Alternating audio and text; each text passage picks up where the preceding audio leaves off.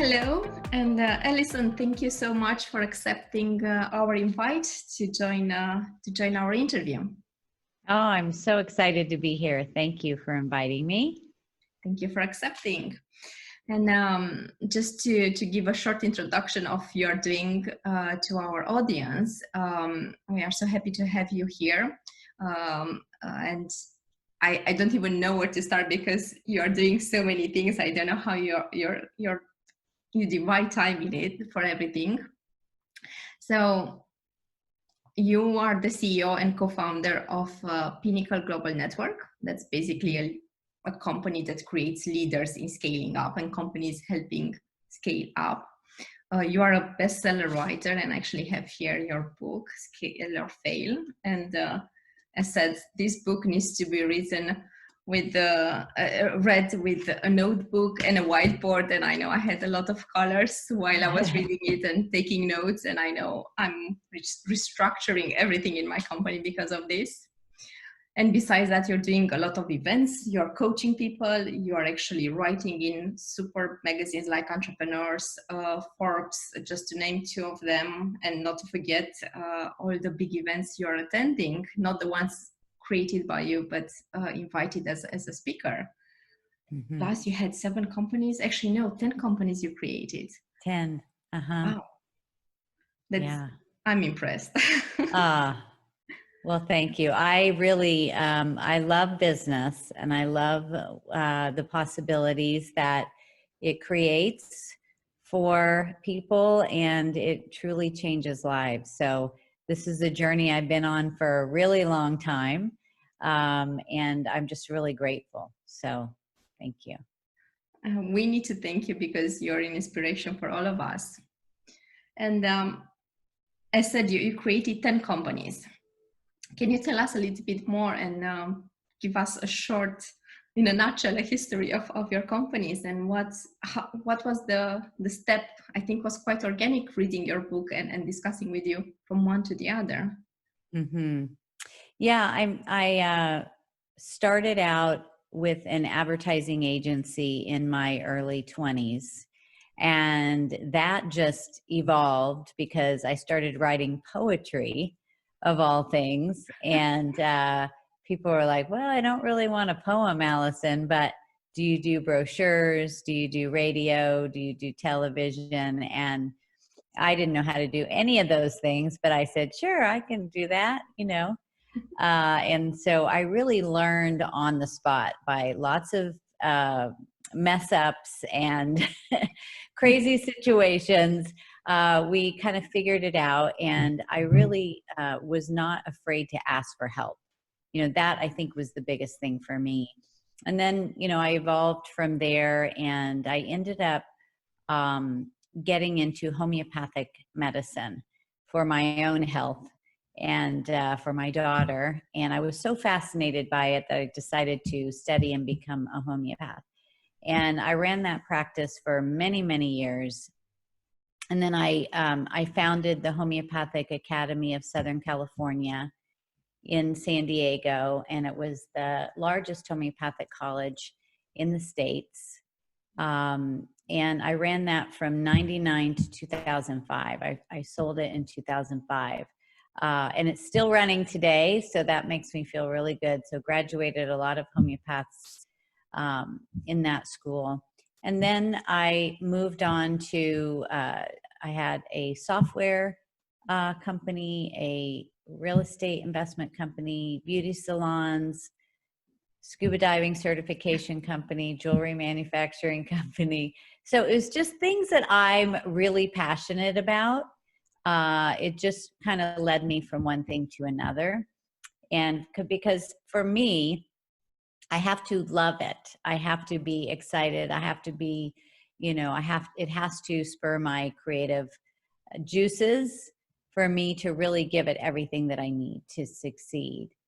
And then, you know, what we're doing now is in Pinnacle Global Network is that we mentor business owners. So I'm not building companies anymore. We're helping other companies build theirs and help them reach their dreams. So I get to take all of the things that I've worked on over the last 35 years and and really pay it forward and share that wisdom, share the strategies that have worked for me and so many others. So it's super rewarding.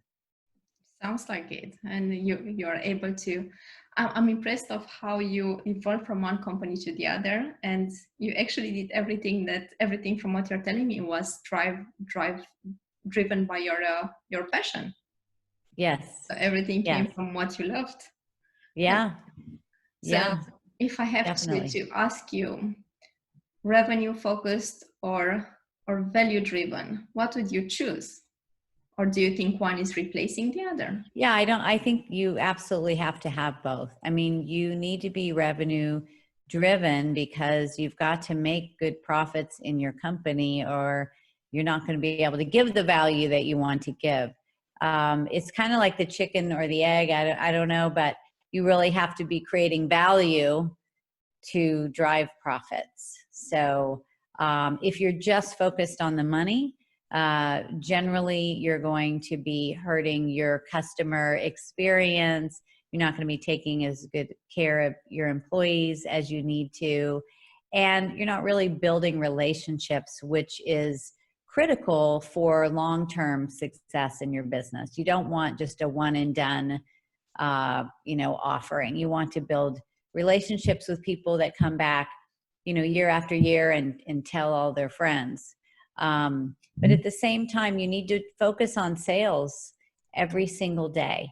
And I find that this is where so many business owners get into trouble because they don't. And then they're, really struggling with the cash. So, yeah, I think it's both. I really do. I agree with you. I agree with you 100% because business by definition involves profit. Otherwise, you wouldn't be in business. But nowadays, you are actually I'm meeting quite a lot of entrepreneurs that they are saying money are not that important for them, but the passion that is behind. And I do agree with this statement. However, you can't really separate those two. I think they're going hand in hand, as you said. Yeah. And it's okay to be, I think that people are uncomfortable to say, I want to make a big profit or I want to create wealth. And it really is okay. I mean, that's the whole point in business, is to really drive profits. The more profits you create, the more you can give back, the more employees that you can help and their families, the more customers you're obviously helping. So it is a good thing all the way around. I agree. Actually, if you're focusing on profit, or if you're not excluding profit, let's put it like that, you're actually able to drive value. Yes, yes. And reading your book, I said, I did read it and I spent a lot of time with it and I took quite a lot of notes. And I do like one thing that you're mentioning. A company should be revenue focused when it comes to sales, marketing, and relationship building efforts. And it makes perfect sense to me. And I do believe quite a lot in partnerships. Partnerships are a big part of everything that I do. And I would like to hear how do you approach partnerships and how do you incorporate all this in your strategy? Yeah, I love partnerships too. Now, I am the CEO of my company, so I don't have a quote unquote partner in this business, but I partner with a lot of other businesses, other vendors, and do a lot of joint ventures, a lot of vertical marketing. And so I align with other companies that are targeting a similar market, and it gives us leverage. So I'm able to then reach their audience, they're able to reach my audience. And we really approach business from a place of generosity and being we call it a go-giver, which is based on the book, The Go-Giver by Bob Burg. And it really is about showing up, saying, how can I serve? How can I support you? So I have a lot of alliances in the business world that, they have a new product coming out, they have a book coming out, something like that. And I'm always there to support if I really believe in the product, if I really feel like it can help our community, and vice versa. So I really think that it expands you. Here we are talking, and you're in Amsterdam and I'm in the States.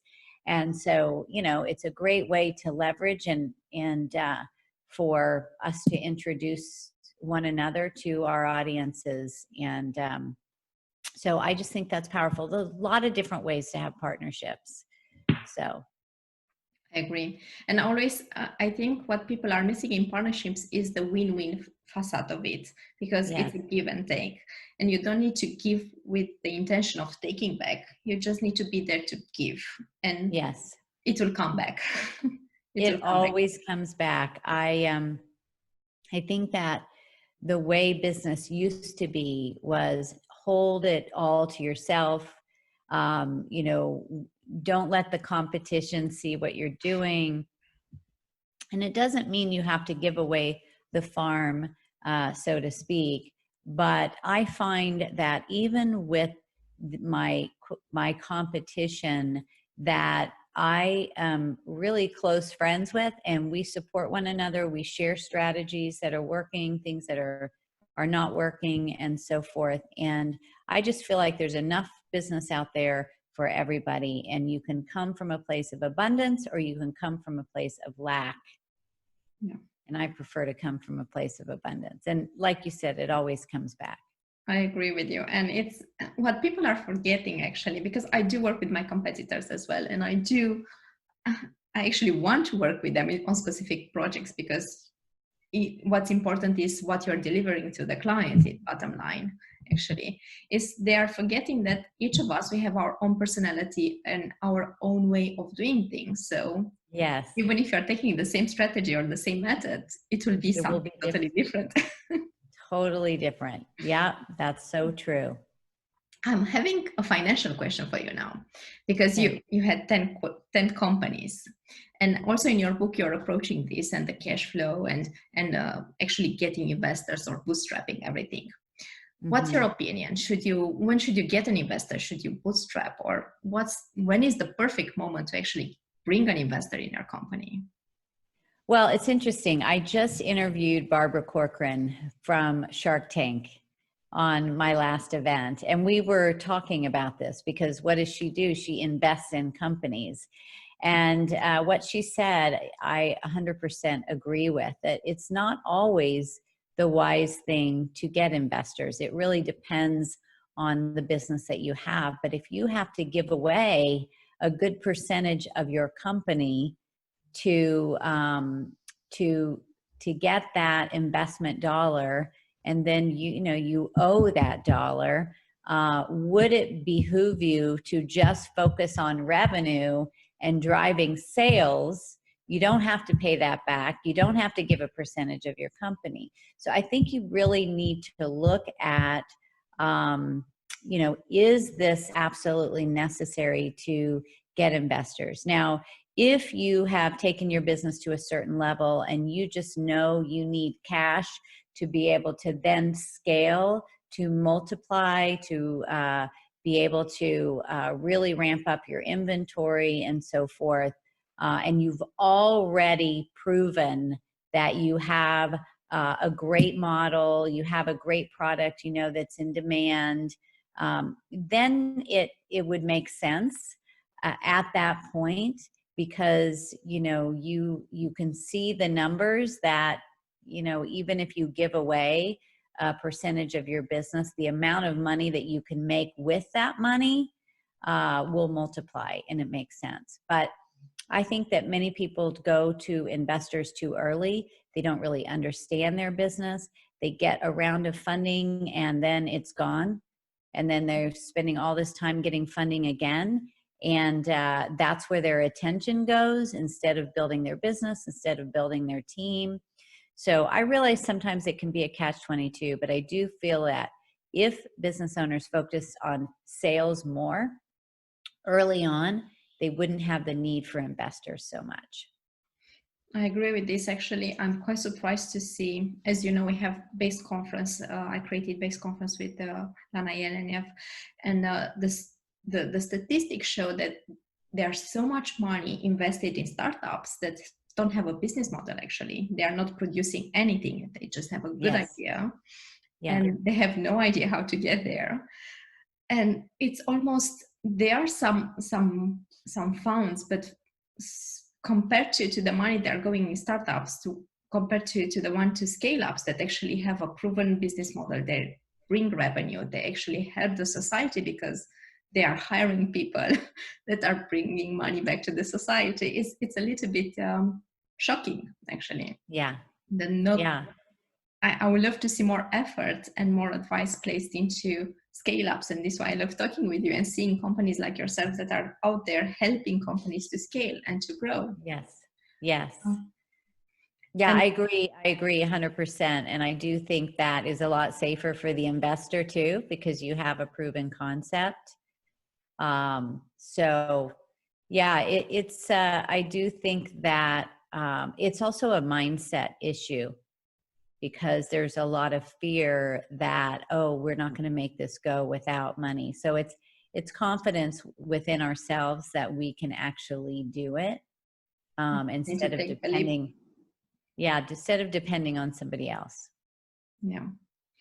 And that actually brings me to another question, because you're putting quite a lot of emphasis, and you have a whole chapter or even two about the cash flow in your book. Mm-hmm. Because that's very important when you're working.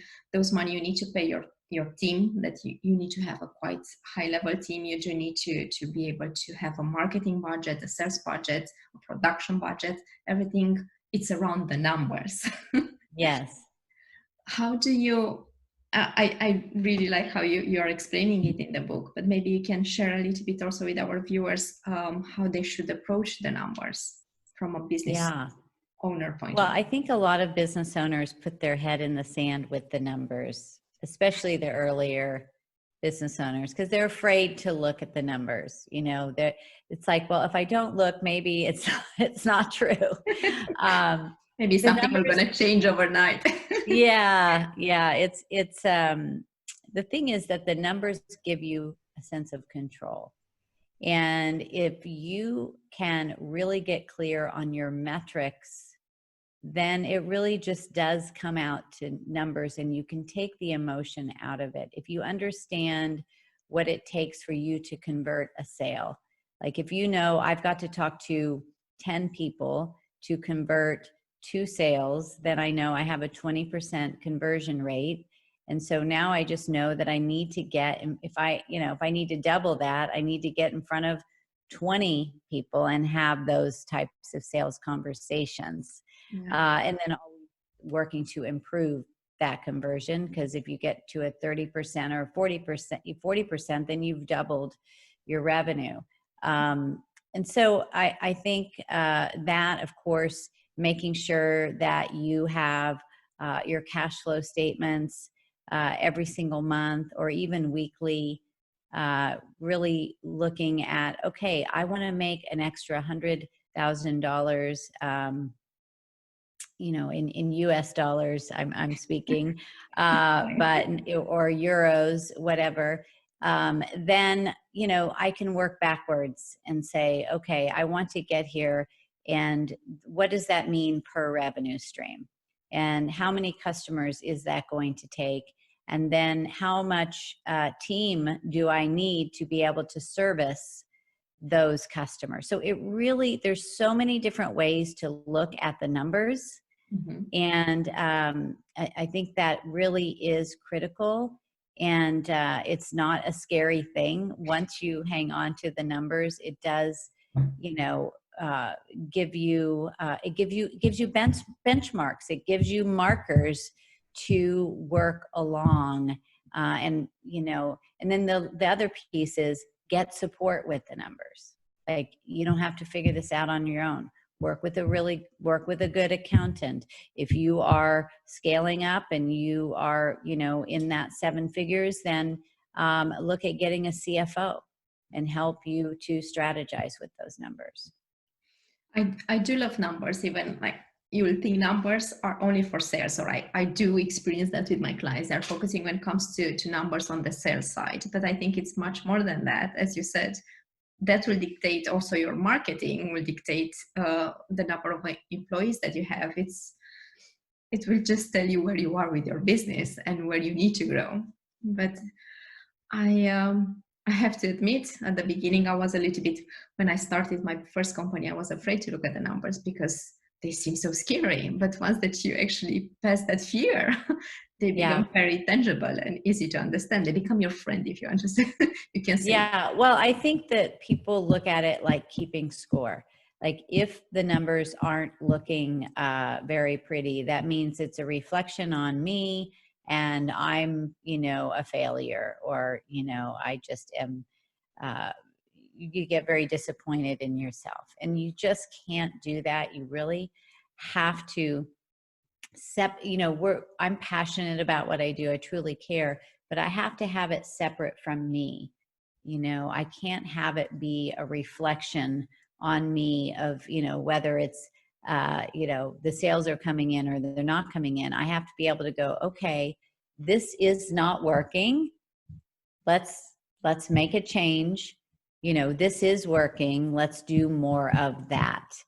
And that's really coming from more of a solution-oriented approach rather than an emotional-driven approach. Yeah. So everything comes back to mindset, actually. What's your mindset and how do you approach everything? Yes, that the mindset is critical. I think that a lot of times business owners just want to focus on strategy. And I understand that. It's like, what is that one thing that is going to get me to that next level? But if you don't have the right mindset, the willingness to take the leaps, even if you are terrified, then the strategies really don't matter. You're not going to do them. So that's something that you've got to be working on all the time. I agree. And speaking of strategies, what's your favorite strategy in terms of scaling up? I think just that this idea of one to many, I'm always thinking in my mind, how do you reach more of the right customer with the least amount of time and energy and money and bandwidth? And so I think so many business owners, especially when you start out, you are doing everything. And, if you are the product or the service, like you are the one delivering the product or service, you really cannot scale that. And there's only so many people you can help. It's a great way to start. You really get your processes down, your systems. You are, proving that your strategies work. But then you've got to move the business beyond you. You've got to find a way to replicate you, replicate your widget, your product, and multiply that at a much higher level. And this is how you multiply profits and the number of people that you impact, which I love about business. And so there are many ways to do that. And so that's where my mind is always going is, what's the one to many? How do we multiply? So again, we are coming back actually to a mindset. And Yeah. it doesn't really matter the route that you want to take there. It's just, are you in the right mindset? Yes. I have so many questions, actually. But I'm going to ask you one that I'm really curious. What's your intake into that? As you know, I focus on marketing strategy. And it's very often that I meet people that confuse marketing with sales, or they see it very blurry and they're not really sure where one ends and the other one starts. What's your intake into marketing and sales? Because you're talking quite a lot about the topic. Yeah, I do think that people see that one and the same, and they are very different, although they are related. So marketing really is the traffic. How are you driving leads to your door, your phone, your computer? And your sales is, once you have driven the traffic, how do you convert that into the new customer? How do you get the yes? How do you get the payment? And so, you really need both. And what happens generally a lot of times is that business owners will do marketing for a little while. You'll get customers, and then you stop marketing and you start servicing those customers. Then the customers are done, or they've moved, or they've completed. And then all of a sudden you're like, oh no, it's a drought. I don't have any customers. And so now I'm going to get out there and start my marketing again. You really need to keep that marketing, needs to be going 24/7. And so that it is always driving in new leads. And that's, like I was talking about earlier, then you can get other people to service those leads and move those to a conversion, so that you are making money while you sleep. I agree with you, and I'm trying to educate my clients and everyone around me about this. And it's so important, especially when you have a crisis. For example, you see a lot of companies, the first thing that are stopping is the marketing. And this should be the only thing that you should actually push even more out there, to be even more present than in other times when you are not so stressed about getting clients. Yes, 100%. And the thing is that it should, if someone's working with you and you're really astute in marketing, it's all about, it shouldn't be about spending money. It's about ROI. Like, what is this investment going to get me as a return? And whether it's the time you're giving or the money you're giving. If you're putting in $1, you want to get $3 back, or more. Now, sometimes it takes a little while to figure that out, to figure out what's working and what's not working. But once you do, and that it takes you, let's say $200 to get a customer, in your investment in your marketing, but that $200 brings you $1,000, you've got a really good return, and you would spend that $200 or euros all day long, because you've got a good ROI.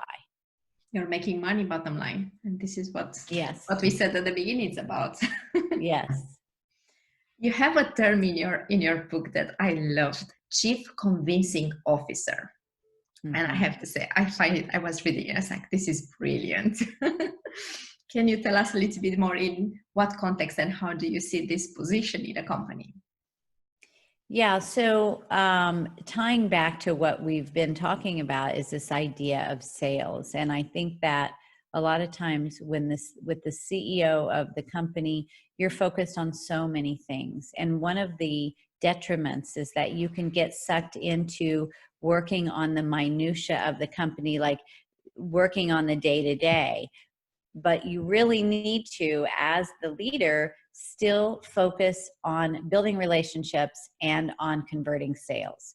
So I have a sales team, but I am still involved in the sales because, I'm really, I'm driving the bus, and so if I'm coming from a place of, focused on, growth for the company, then that is going to reflect in every level of the business.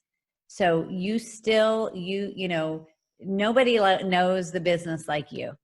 So for me, one of my favorite things to do is build relationships, like I'm doing with here, and I'm sharing what it is that we do. So you're constantly convincing, but it's not. I say that in a way it's not like arm twisting. Find the people that really love what you do. They get you, they appreciate you, they want to refer you, you speak the same language, and you need to have that click. Yeah, it's so much more fun when that happens. I do believe you can't really force relationships. And I do believe in gut feeling, and I'm learning how to trust it more and more, because you feel it. You feel something is not okay with this connection or contract or whatever it is. Usually you feel it.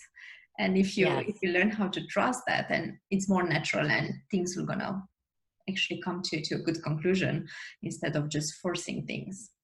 Yes, definitely. And, it's interesting. I can do a talk the exact same talk with one audience that is not the right fit, or, you know, they're just not really aligning with what I'm saying. And I can do the talk with my ideal audience in a completely different experience, same talk. And so it really is, it's much more fun, you know, when you're connecting with people. They're like, yeah, I get this is exactly what I need. Thank you so much for the help. You know, you feel like you're making a difference. And they listen and they respond. Yeah. Yeah, And so sometimes people think that, oh, I don't have the right product, but maybe you do have the right product, but you're talking to the wrong people. and actually, unfortunately, you see that quite a lot. But Yes. it's something that you can change. That's the good Yes. news about it. Yes. When we are talking about business owners, we have a lot of discussion around personal branding. That's very important as a CEO or as a founder, co-founder. But in the same time, you also have the company branding that is equally important. So I think it's, some people can say it will be like the chicken and egg, as we discussed before. How do you see that? Do you see them equally important? Do you think a CEO should focus more on one than the other? Yeah, I think that they're both important. You know, when I really started out, it was more about the personal brand and building my brand. But then as I scaled, you know, in this current company that I've been running now for the last 10 years, we have really focused the last few years, not so much on my personal brand, but on the brand of the company. Because what I found was that I was promoting myself, but people didn't really know what I did. Like, oh, I know Allison, she's got, you know, she really has this business mind and she can help people, but what does she actually do? Like, I don't understand. How can I buy from her? What's her product? And so that was you know, I feel somewhat of a failure on our part not to be promoting the business brand at the same time as the personal brand. So we have switched that the last, you know, let's say 3 years, and really focused on the business brand, because, you know, I want business owners to know how we can help them to grow and scale their company. I think we all did it. I did it as well. I had this question, should I focus on my personal branding or my company branding? And I think we all either try with one or the other. I think the important thing is to combine them and to realize both are equally important, because one is driving the other. And again, depends on what the focus is, because if you are looking for an investor and you are looking to sell it, then you definitely need to make sure you're building a company brand, because you cannot resell your personal branding. Yeah, and I do think that, you know, the business is a reflection of you and you are a reflection of the business. So, and people buy based on relationships. So a lot of the customers that we attract are people that I feel align with me and my values. And then I attract a team that's very aligned with those values as well. So I do think that it's still, when people buy, they do want to understand the personality behind the business. So it's just a little challenging to be doing both at the same time sometimes. It is. Right? You've got Facebook pages and Instagram. Do you put it in the business name? Do you put it in the personal? There's all those things. So, you know, I think that you really need to do both. But it is a little challenging sometimes to do both at the same time. You do need resources and time for that to be able to do them both equally at the same quality. And it's good to have a team to help you out with that. It's critical for that. Yeah. And we keep on coming back actually to relationships, because as you said, also personal branding is about relationships, and relationships are doing business, and they're connected quite a lot. And I really appreciate it in your book, and also you had the online videos with amazing people really well-known people that it's so hard to get to. And my question to you is, how do you manage to get those people to sit down and speak and be open to an interview with you? Yeah. Um, well, I ask, it's kind of funny, but, I really have focused, I'm a relationship type of person. So, that's just me. I really love meeting people. And I love connecting with people. So it's very much my own interest in them. And if you make it about that person and not about you, and you're giving them value, I think that people are, interested in sharing. And so, I have befriended a lot of people that then know people. So if I have an interest in meeting something, I might reach out to my connections and say, hey, do any of you know, so and so? And that begins to at least open the doors and start the conversation. And then I lead a lot of events. And so we are always looking for speakers. And I like to highlight speakers that are speaking from their experience. They've built a big company and they're going to share their journey. And so that has given me an opportunity to meet just some really extraordinary people. That's fantastic. Like you. Like you. I still need to grow to be able to be placed there. But No, what you're doing in the world is great, with how you're helping business owners is really powerful. And I got introduced to you through someone, as we were looking to do events in Amsterdam. So it's actually a very small world if you think about it, and the connections that you have. It makes it so small and more accessible, actually. It is, and it's fun. It really, to me, relationships are the most fun thing about business. And so, in doing this, and obviously having the technology that you and I are sitting here in different countries and to be able to have this conversation is incredible. I mean, I personally, there's nothing like being there in person. Like I like to give somebody a hug, which has been so hard with this whole thing going on. I'm but a the fact that you as well. Yes. I feel you. I do miss that, but to be able to still do this and to be able to have this virtually to, whoever is watching this now, to be able to share this information. I love that. And that makes me really happy. And I think, so this crisis and what's happening with COVID-19 is really bad. No question about it. But if we are switching a little bit the way we are thinking, this is the great opportunity to force us to be creative and to get out of the way we are doing things, to innovate and to just do things different and try new things.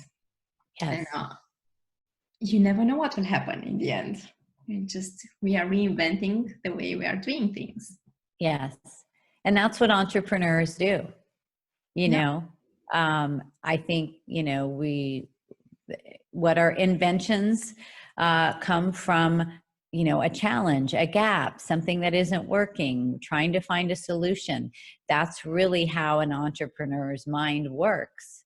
And so when all of this happened, immediately for my company and for many of our clients, we mentor business owners all over the world. Man, the creativity started happening, and new revenue streams in 2 weeks, that they would normally take a year or more because, you're forced to.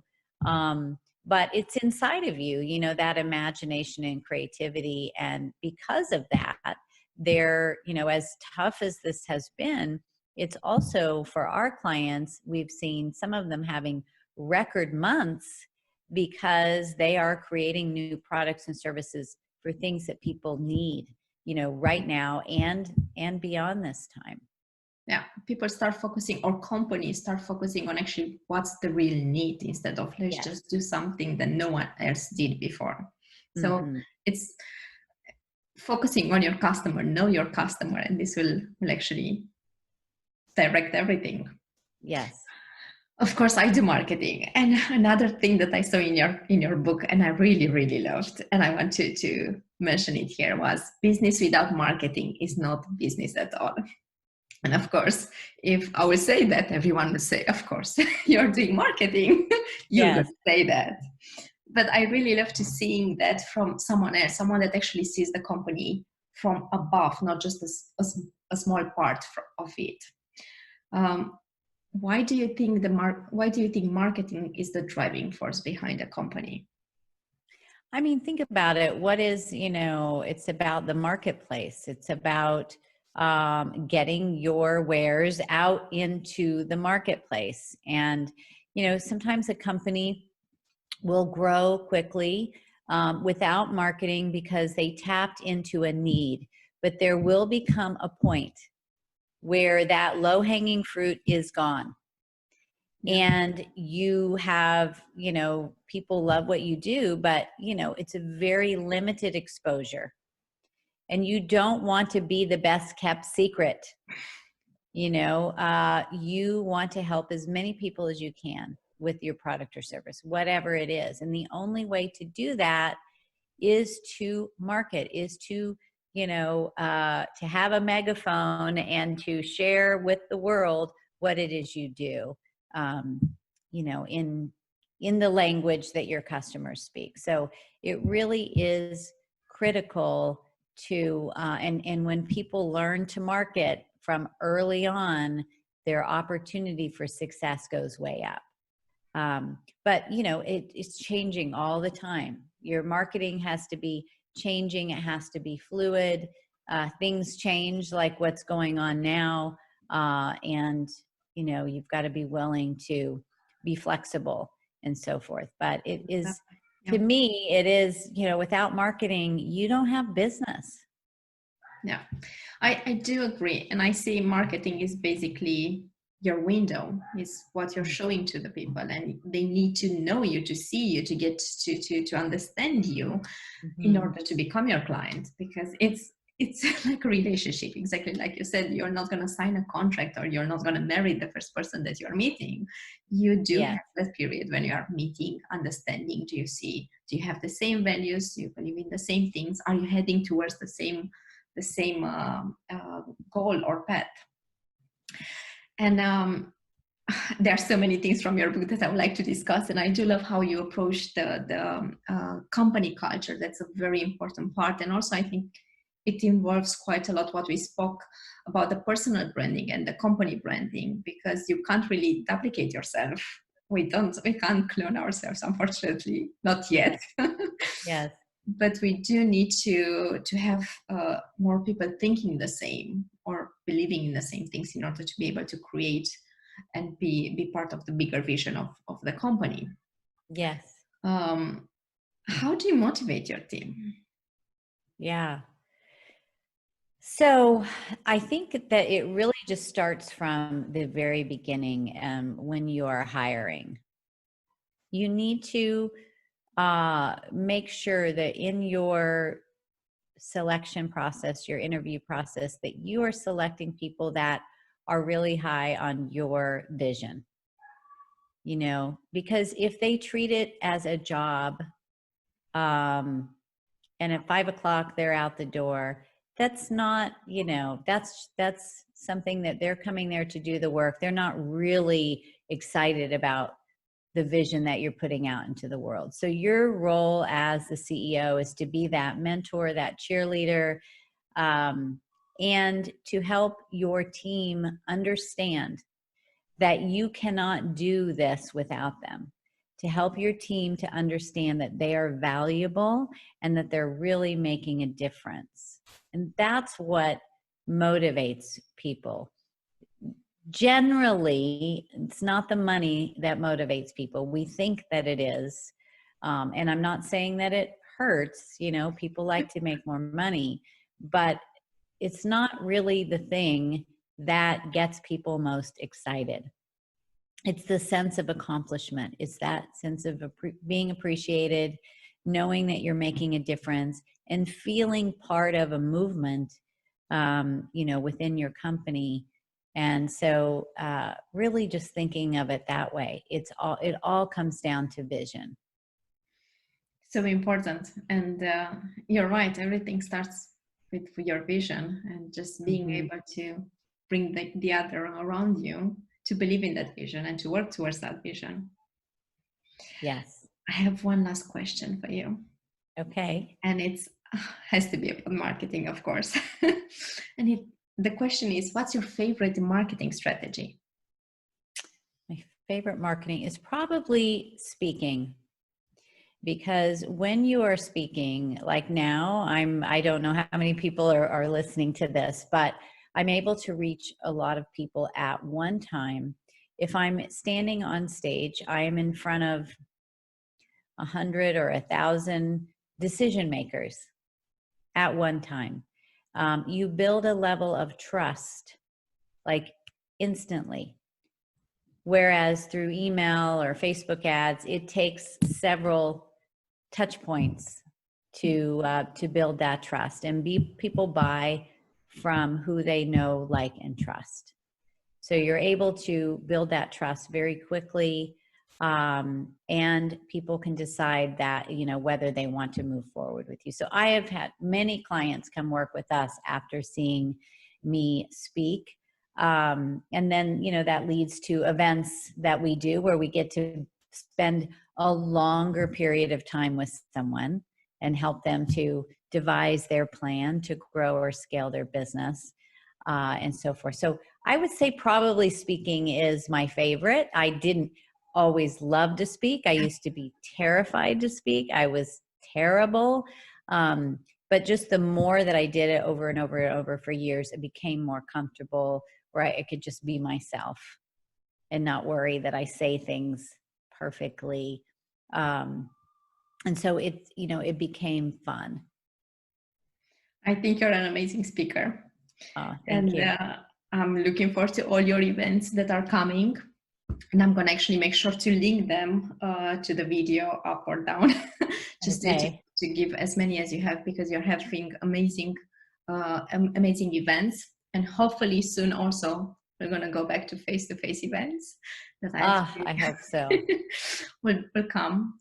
And thank you for sharing that about the public speaking, because I do speak in public, and I have to say I don't necessarily like myself in that position, but I do like the fact that I can share my message.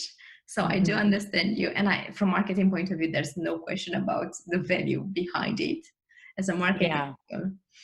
But Yeah. Well, it takes you're time. great. You're wonderful as a host, and, you're very natural and obviously very likable and very smart.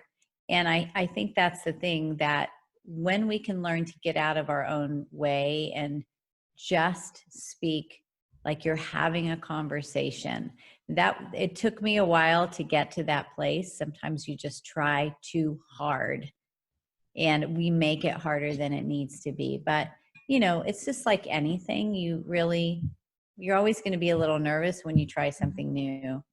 But yeah, so I really do love the speaking. There's many other marketing strategies that we do as well. I mean, we do webinars, we do Facebook ads, we do we do guerrilla marketing strategies. There's all kinds of things that we do. I think marketing is fun. It's creative.